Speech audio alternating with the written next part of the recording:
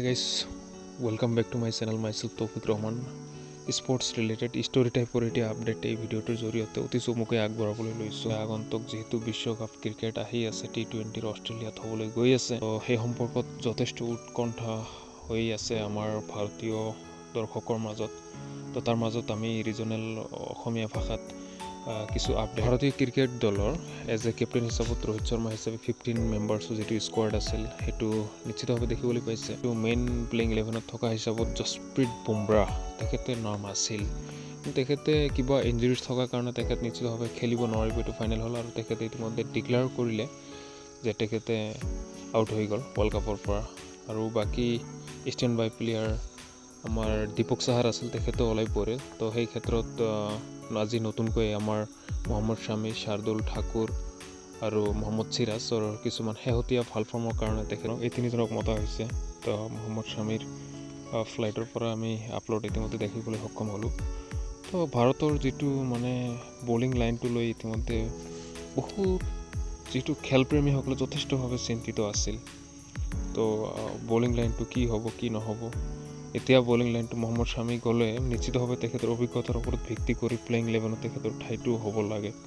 কাৰণ অষ্ট্ৰেলিয়াত যদিও মোটামুটি শামীসকলৰ টেষ্টত ODIত তেখেতে ভাল স্পেচিয়েলিষ্ট, অভিজ্ঞতা থকা বিশেষজ্ঞ, তথাপিও অষ্ট্ৰেলিয়াৰ দৰে কণ্ডিশ্যনত সহায় হ'ব মোৰ অনুভৱ হয়। কাৰণ তাত ছুপাৰ ফাষ্ট পেচ থকা বলাৰ এজন প্ৰয়োজন, অভিজ্ঞতা থকা। সেইকাৰণে মহম্মদ শামী মোৰ মতে থাকিব লাগে।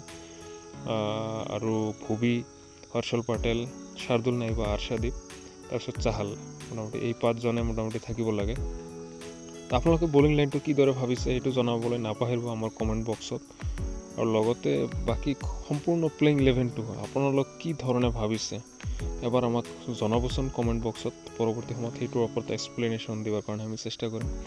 আৰু শেহতীয়া যিটো আপডেট আপোনালোকক দিবলৈ লৈছোঁ BCCIৰ সমিতিখনক লৈ, BCCIৰ অধ্যক্ষ পদত সৌৰভ দাদা, তো তেখেতে সেইটো ৰেচত নাই, ওলাই পৰিব। নিশ্চিতভাৱে নতুন মুখ আমি অলপ কেইদিনৰ ভিতৰত দেখিবলৈ পাম।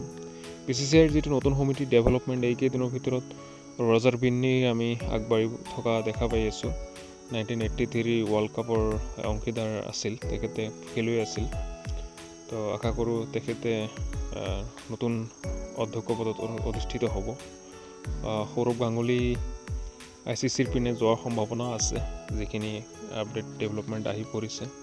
আৰু যোৱাকালি যিটো মেচ হৈ গ'ল ভাৰত দক্ষিণ আফ্ৰিকাৰ তৃতীয়খন ওৱান ডে মেচ নতুন দিল্লীৰ অৰুণ জেটলী ষ্টেডিয়ামত হৈছিল। সেই মেচখনত বেয়াকৈ হাৰিলে।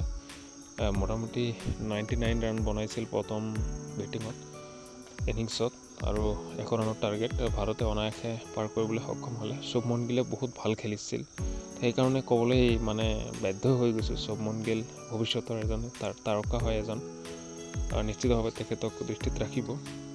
তো আজিৰ ভিডিঅ'টোত আমাৰ ভাৰতীয় ক্ৰিকেটৰ এইখিনি আপডেট। আশা কৰোঁ আপোনালোক যদি ভাল পায় আমি আমাৰ সম্পূৰ্ণ অসমীয়া ভাষাত এনেকুৱা ধৰণৰ আপডেট লৈ আহিবলৈ চেষ্টা কৰিম। তো ধন্যবাদ, আজিৰ ভিডিঅ'টোত এইখিনিয়ে।